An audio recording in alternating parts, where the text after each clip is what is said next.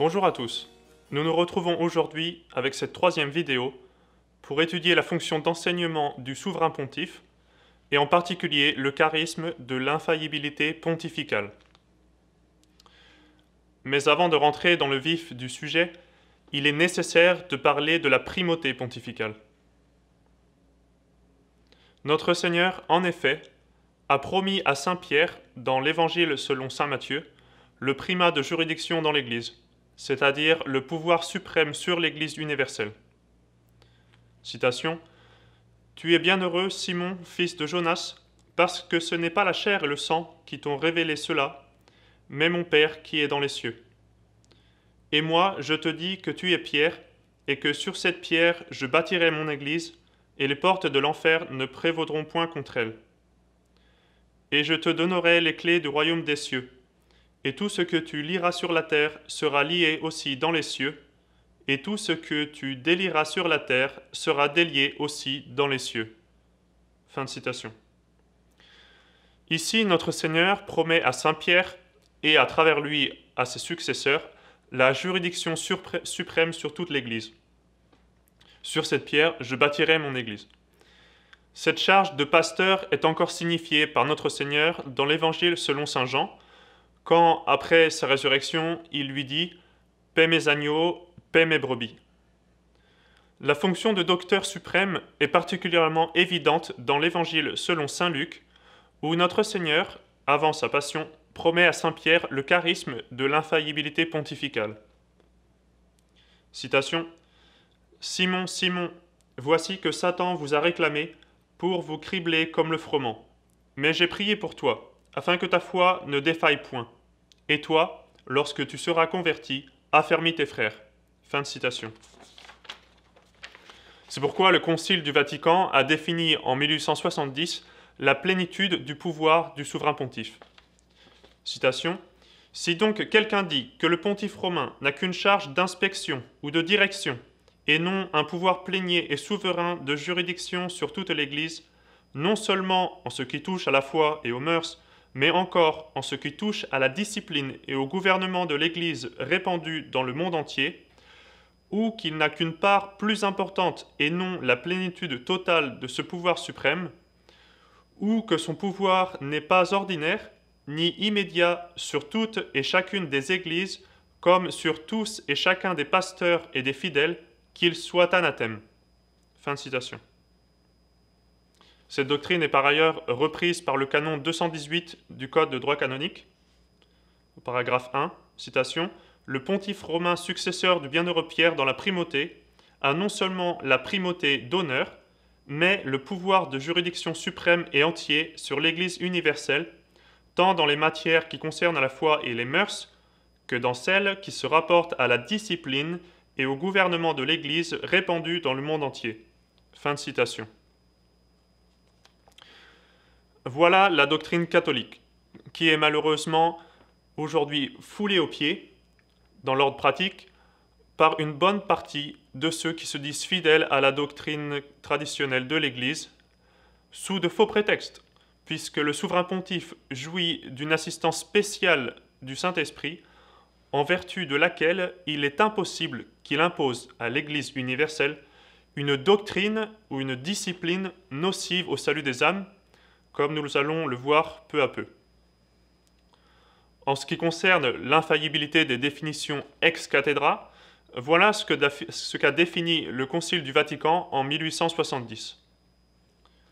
Citation : « C'est pourquoi, nous attachant fidèlement à la tradition reçue dès l'origine de la foi chrétienne, pour la gloire de Dieu notre Sauveur, pour l'exaltation de la religion catholique et le salut des peuples chrétiens, avec l'approbation du Saint Concile, nous enseignons et définissons comme un dogme révélé de Dieu le pontife romain lorsqu'il parle ex cathedra, c'est-à-dire lorsque, remplissant sa charge de pasteur et de docteur de tous les chrétiens, il définit, en vertu de sa suprême autorité apostolique, qu'une doctrine sur la foi ou les mœurs doit être tenue par toute l'Église, jouit, par l'assistance divine à lui promise en la personne de Saint Pierre, de cette infaillibilité dont le divin Rédempteur a voulu que fût pourvue son Église, lorsqu'elle définit la doctrine sur la foi et les mœurs.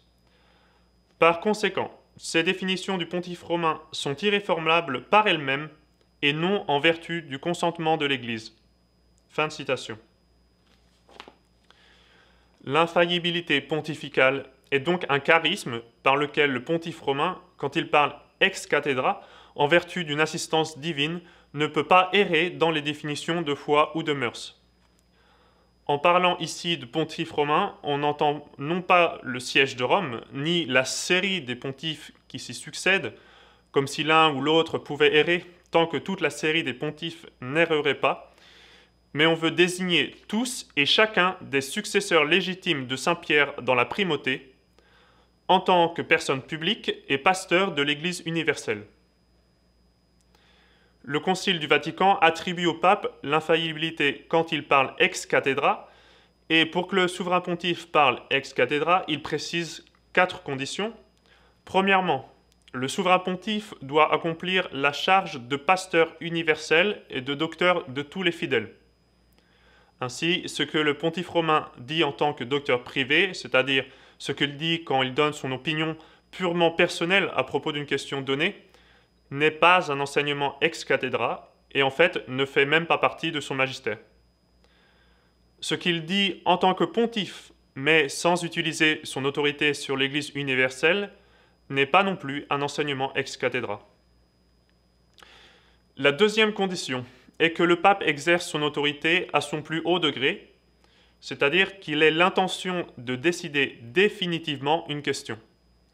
Ainsi, une simple exhortation ou l'indication de ce qui semble plus certain, plus probable, n'est pas une déclaration ex cathedra.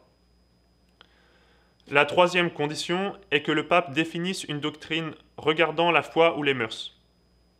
Le Concile du Vatican, en effet, dit que l'infaillibilité du pape est la même que celle de l'Église. Par conséquent, leurs objets sont les mêmes. Le pape est donc infaillible dans toutes les questions dans lesquelles l'Église est infaillible, c'est-à-dire dans tout ce qui concerne la foi et les mœurs, et on détaillera dans une autre vidéo plus tard l'extension de l'objet de cette infaillibilité.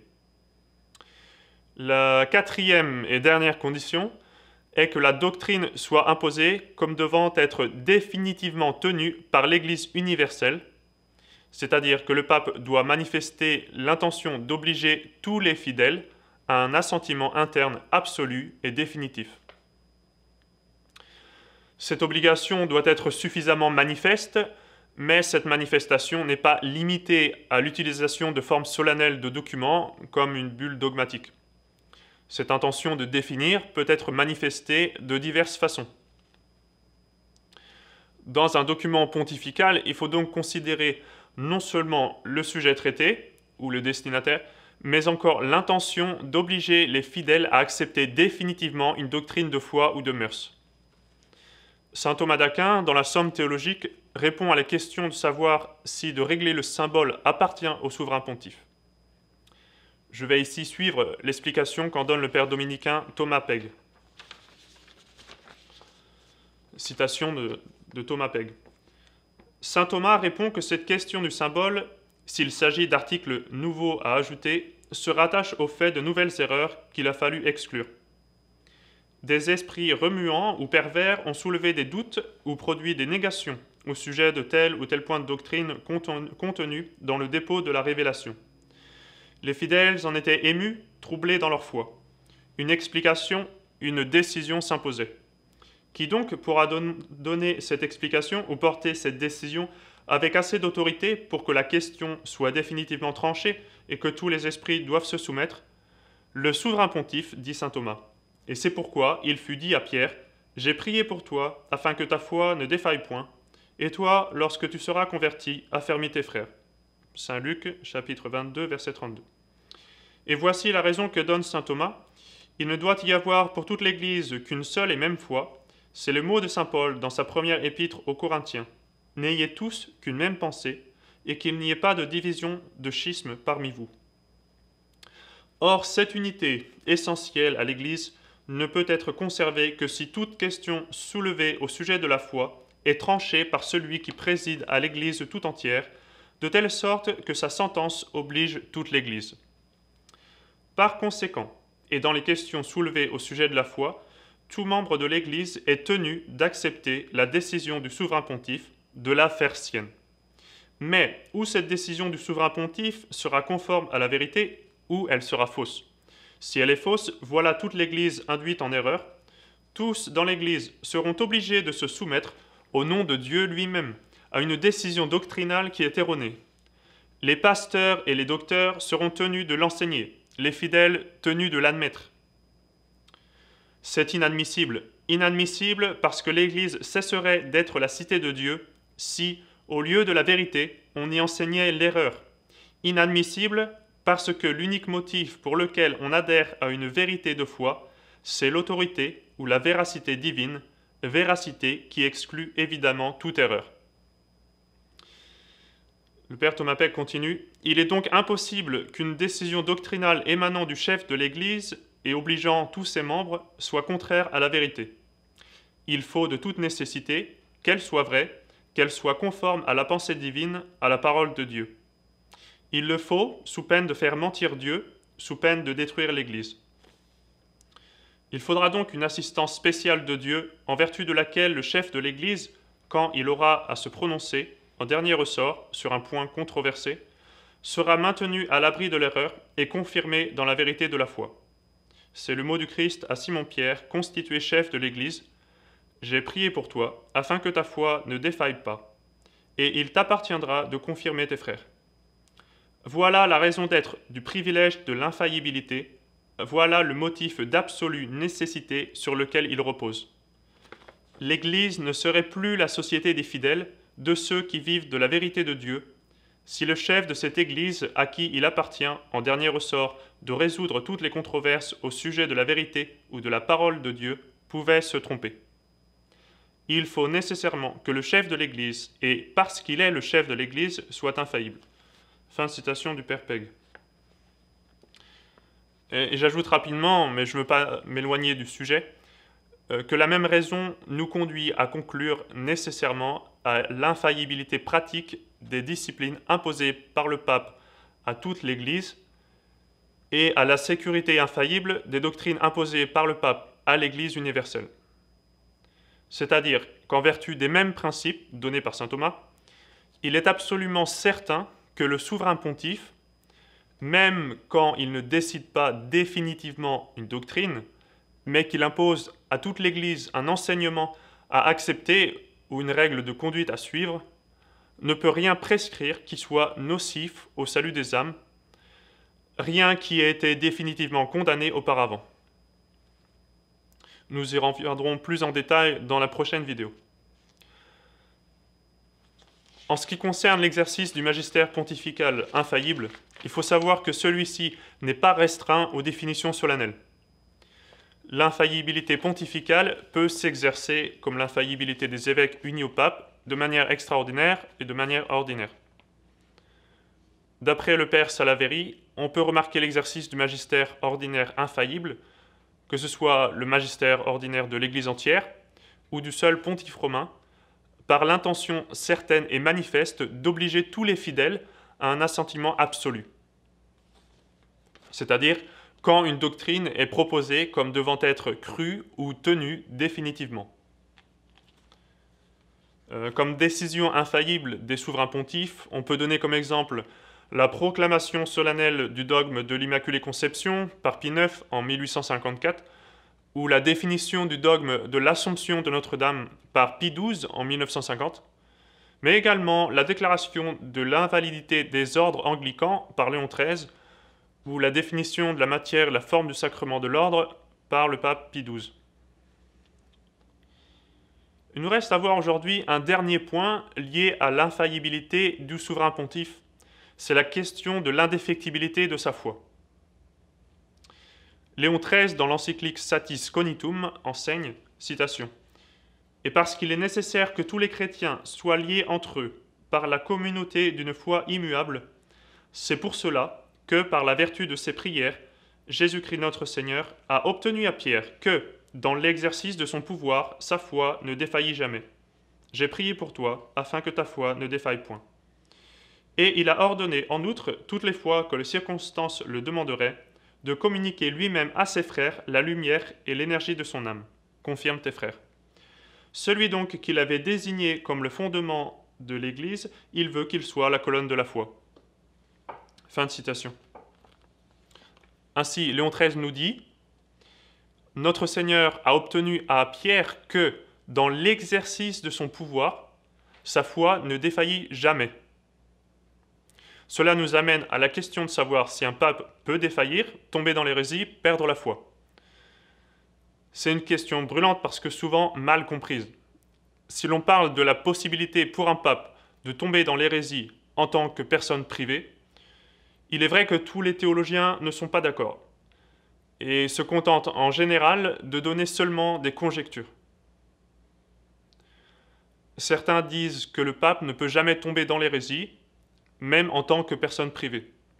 D'autres affirment le contraire.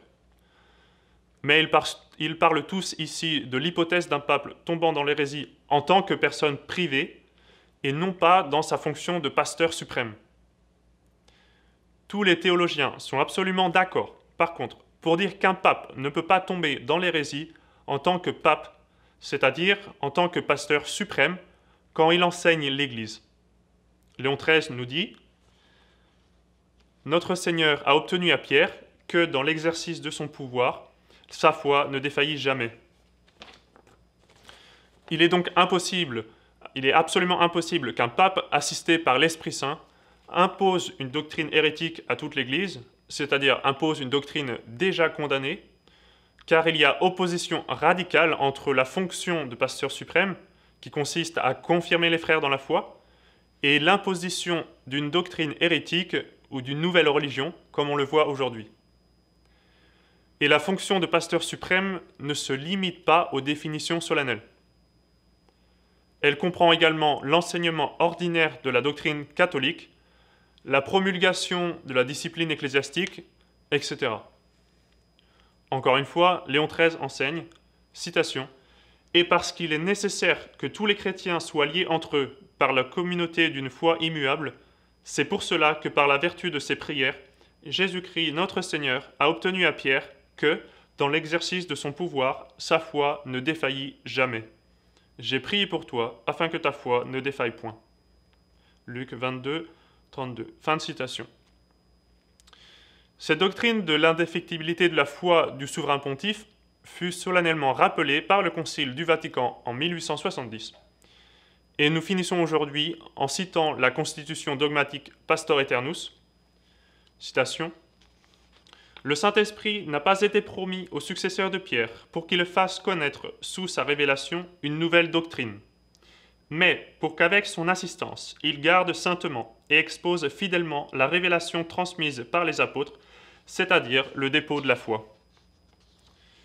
Leur doctrine apostolique a été reçue par tous les pères vénérés, révérés et suivie par les saints docteurs orthodoxes. Ils savaient parfaitement que ce siège de Pierre demeurait pur de toute erreur. Au terme de la promesse divine de notre Seigneur et Sauveur au chef de ses disciples, j'ai prié pour toi, pour que ta foi ne défaille pas, et quand tu seras revenu, affermis tes frères. Ce charisme de vérité et de foi à jamais indéfectible a été accordé par Dieu à Pierre et à ses successeurs en cette chair, afin qu'ils remplissent leur haute charge pour le salut de tous, afin que le troupeau universel du Christ, écarté des nourritures empoisonnées de l'erreur, soit nourri de l'aliment de la doctrine céleste, afin que, toute occasion de schisme étant supprimée, l'Église soit conservée tout entière dans l'unité et qu'établie sur son fondement, elle tienne ferme contre les portes de l'enfer. » Fin de citation. Merci de votre attention.